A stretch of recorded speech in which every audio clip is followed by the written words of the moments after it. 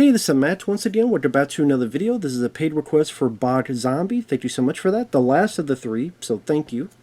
For those interested in requesting any type of videos, movie reviews, re-reviews, topics, tier lists, rankings, random thoughts, video game playthrough for an hour, or full playthrough, whatever the case, random topic, PayPal's the best way to do it. Do have a CashApp as well. Links are down below. I will get to it as soon as I possibly can. And for those who sent them, thank you. I do appreciate it. And this is Coupe de Ville from 1990, which I would say was my favorite of the three he requested. Now, I wouldn't say I loved it, but overall I did like it for what it was. Mostly because of the cast. Now, it's directed by Joe Roth, and I'm like, what's that name? Is that the same Joe Roth? Yeah, this is the same Joe Roth, who was a chairman at one point of Fox. He was a chairman at one point of Disney. The same Joe Roth. And he did direct. He did Freedom Land, which I liked, with Samuel L. Jackson.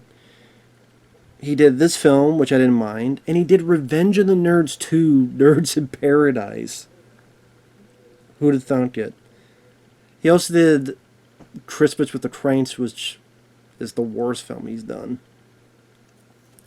But the cast is what made me overall like the film. Because you got Daniel Stern. I've always enjoyed him, whether it be Home Alone, Chud, various other movies he was in, City Slickers. Always enjoyed Daniel Stern. Patrick Dempsey, very young Patrick Dempsey. He's one of the stars here. Never minded him. He's in this very underrated film called Run. Why we can't get a Blu-ray of that, I don't know. But that's a pretty good one.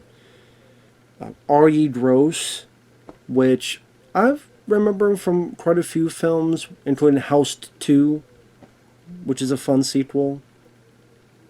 I think he was in... I could be wrong. I think he was in the...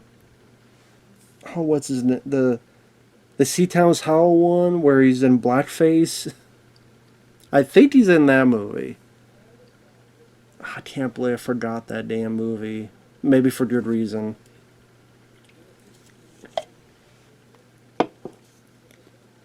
Oh well.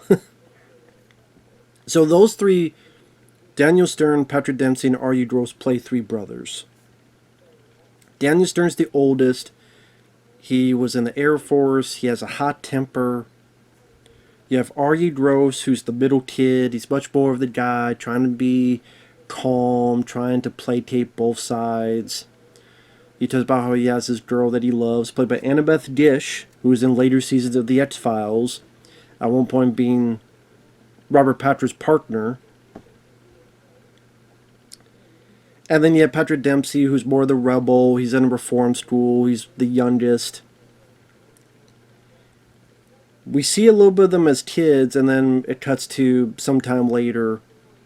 And eventually the three of them are back together. They haven't seen each other for a while. They're not really on the greatest speaking terms.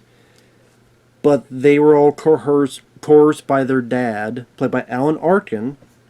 Rest in peace to him. He was in The Rocketeer, plenty of other films. Gross Point Blank. I'll give it a shot. No, don't give it a shot. Don't shoot anything. He's the dad, and he wants them to take this Coupe de Ville as a present for your mom from point A to point B. Come to our place, and the three of you go together on this road trip. And then pretty much the rest of the film is this road trip.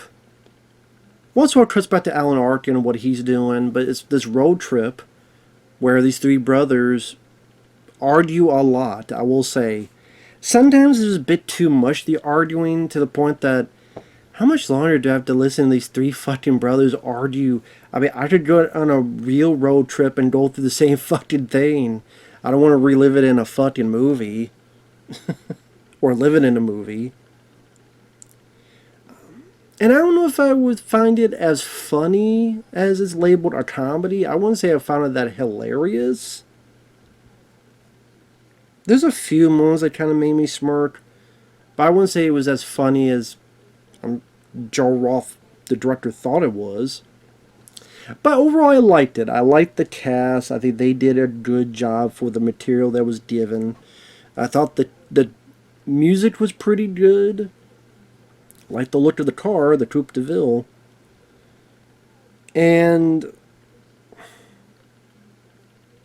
I would say like a movie about three people bonding with each other and getting a bit of a different perspective by the end with Daniel Stern is definitely City Slickers. Like City Slickers is kind of the more successful version of this, not just box office wise, but comedy wise, heart wise. I think that's the better version of this movie. But this film still has its moments.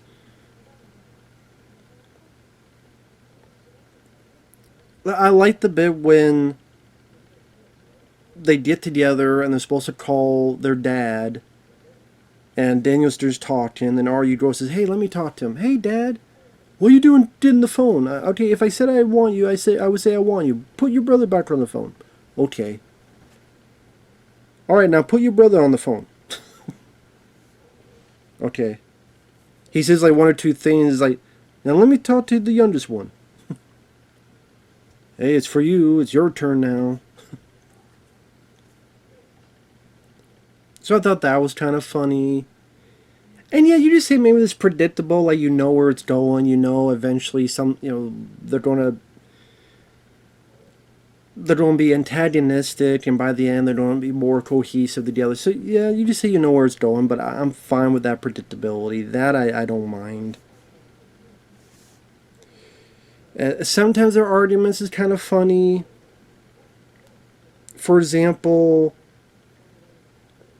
they argue about the merit of the song Louie, Louie, Louie, Louie, Louie, Louie, Louie, Louie.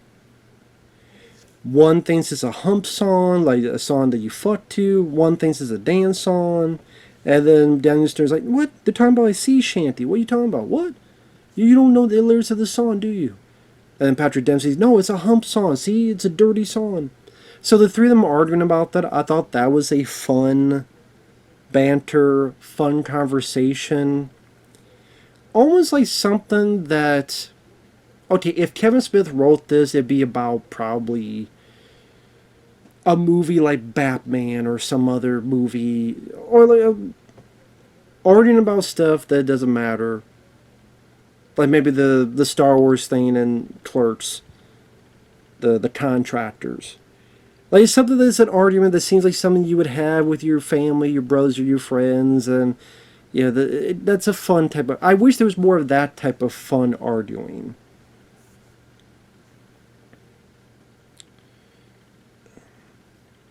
Sometimes there's just a bit too much of Daniel Stern just screaming at people.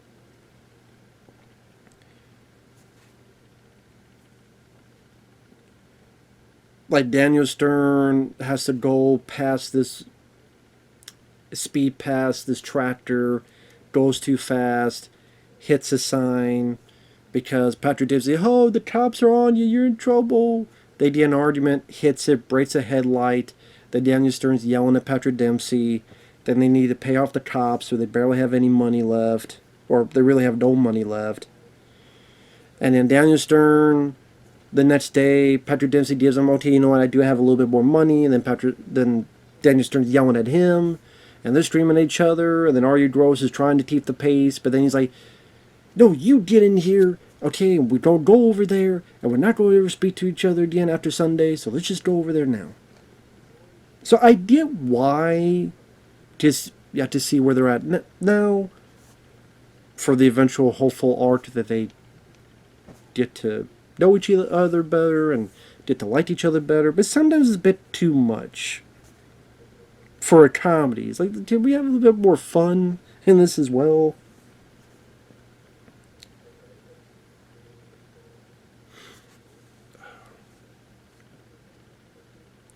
And that's the thing. I do think that it needed more stronger comedy bits, which I think City Slickers a few years later would have. If it had more stronger comedy bits, I think this could have been much better movie. But like I said, I think the three actors, they work well together. I think they bounce off each other fairly well. When it cuts back to Alan Arkin talking to his wife, You know, it's always nice to see Alan Arkin in there, good, capable character actor.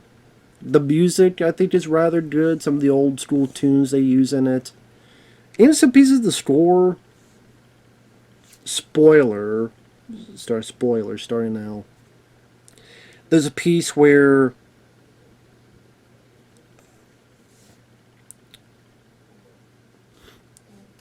Patrick Dempsey wants to drive. It says Daniel Stern's sleeping, so he drives.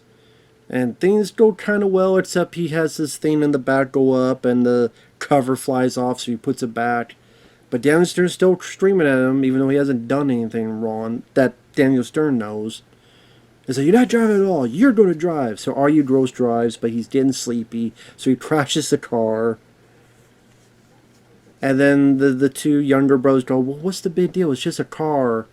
And Daniel Stern doesn't say it, but they figure out, oh, it's so important because Dad is dying.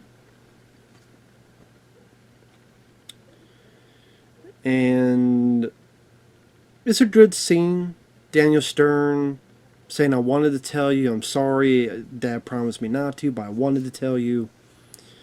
And, you know, some good acting, some good emotions there. And the music, I like the score. I thought at first they were going to play Dust in the Wind by the band Kansas. Just dust in the wind. Just the music sounded like that. I swear it sounded so much they were going to play Dust, but no lyrics ever came. I'm like, okay, it's just a piece of the score, but I swear it sounded like Dust in the Wind. But it's not, I guess. There's no lyrics or anything, and it keeps going, and it has other different connotations. I'm like, oh, okay. But I like that piece of music. They go see Annabeth Dish, which Arye thought was his girlfriend, but then she's with someone else, and he goes a bit crazy, and they have to pull him off and leave. Then they go see their uncle. He doesn't have any money to fix the car, so why don't you try the dog track? Whatever little money you have left. Arye Gross goes back to Annabeth Dish. He gets beat up by the boyfriend. But this is after he's had sex with Annabeth Dish. Then he comes back. He goes, I did it. I had sex. But he's bruised and battered. Without telling the other two, Daniel Stern goes back, beats the shit out of the guy, beats the shit out of the asshole boyfriend. Patrick Dempsey doesn't know that, so he thinks, oh, you're a wimp. I thought you would change. You didn't do anything for, you know, this guy beat up our brother. You didn't do anything. Later on, finds out he did, and he apologizes. They have a bit of a hug. And eventually they go to fix the car with the help of this mechanic played by James Gammon. Now, James Gammon, he was the coach in Major League. He has a very rough voice. Which I loved him in Major League. So it was cool to see him in this. And they bond fixing the car. They fix the car up. Then Patrick Dempsey finds out what Daniel Stern did for their brother. Annabeth Dish comes by, and I guess now they're an item, maybe? Or Annabeth Dish just seems like a big fucking whore, or tease, or cot tease, or cot tit, or titty whore, or whatever the... It's like, well, who are you with? Like, you're leading on Arye Gross, but then you're like, oh, I'm sorry, but then you're with this other guy, but then the Arye Gross came back, and you fucked him, but then you watch the boyfriend beat Arye Gross up, he didn't do anything. And then when Daniel Stern beat the shit out of the guy, then you go to Arye Gross again, you apologize. But I'm like, well, what the fuck is That's why I don't know. Is Annabeth Dish with Arye Gross, I guess? She hadn't made up her mind? Was the sex that good? I mean, she's a bit of a whore. Her. So that was a bit strange. One of the moments, like I said, I wish the film was funnier. I think it works. I honestly think it's more of a drama than a comedy. That's what it comes off as. I think if you go in as thinking it's a drama, you may like it more than if you go in thinking it's a comedy. I really do believe that. I wouldn't say like Rain Man, but just that's another road trip film. But that's just how I looked at it. One moment I did laugh at is they're ready to leave and they don't. Oh, here's some money to James Cameron for fixing the car, which they all helped out. So he goes. James Cameron's like, oh, you don't give this to your mom. That would be payment enough. Oh, but it's not. He takes the money anyway. I thought that was pretty funny. Just like, okay, it's gonna be very sentimental. Yeah, you go ahead. You go ahead. This is the thought that counts. No, it's like it ought to be payment up, but it's not. So hey, I still had to do some work. So, and some parts. So there you go. I thought that was pretty funny. I thought that was like the best joke in the movie.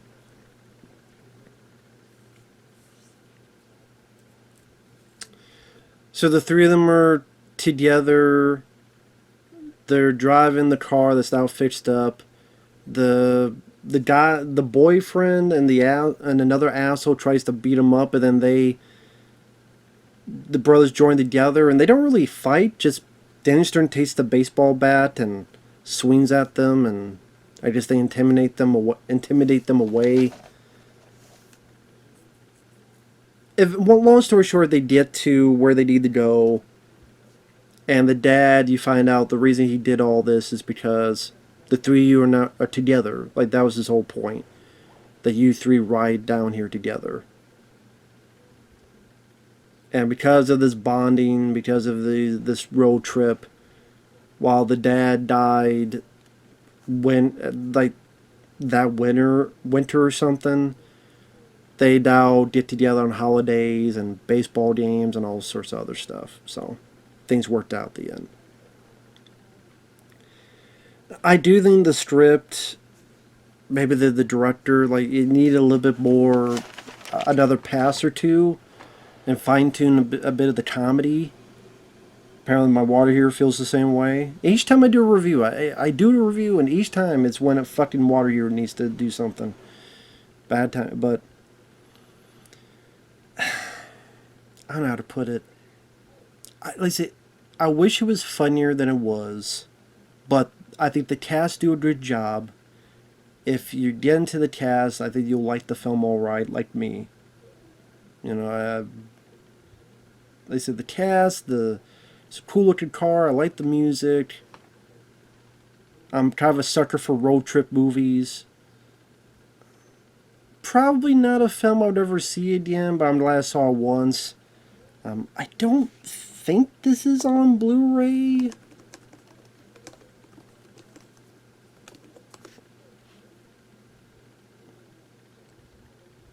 No, because this one is bootleg. So no, I no, it's not. Well, oh, dude, this is someone's wish list. So no, it doesn't have a Blu-ray or a 4K. I mean, it's not bad enough to not have that, but I don't think the title helped in it being. You don't look. The title doesn't really stream people to go see the film. Because Coupe de Ville, some people don't know what the hell it is, or okay, is it a car movie? Is it a racing movie? Is it? I just don't think it was a good. Yes, it's central to the plot because it's what the dad wants him to drive in, and it's a symbol of them getting together. I just don't think it's a title that flows off people's mouths to go, oh, I gotta go see this film, Coupe de Ville. So, and it got pretty middling to dismal reviews. I liked the film okay, but it got some pretty, like, I think Roger Ebert gave it like 1.5 stars. I don't think it's that bad. Could it have been better? Sure. But I liked it overall. I think the three actors, I think they pulled off pretty decent performances. I liked seeing them as brothers. And, yeah, as is, I had a decent enough a time waster. It was a decent enough time to watch because of that. And again, there's some funny bits with them arguing about what Louis Louis song means. So the few other bits here and there. Like I said, it needed a stronger skeleton of comedy to help it out. And I don't know, maybe some people will feel like the tone, maybe they feel like a whiplash is going from like, oh, they're crashing, how silly it is, to, oh my God, our dad is dying. To, oh my God, we're just... Maybe people feel like they're being tugged to drama and comedy a bit too harshly. So, whiplash. But as is, I'm glad I saw it at least once, because I do like this cast. So, I'm glad I saw it once, at least. With that said, thanks for watching. Take care. We will see you guys in the next video. Bye-bye for now.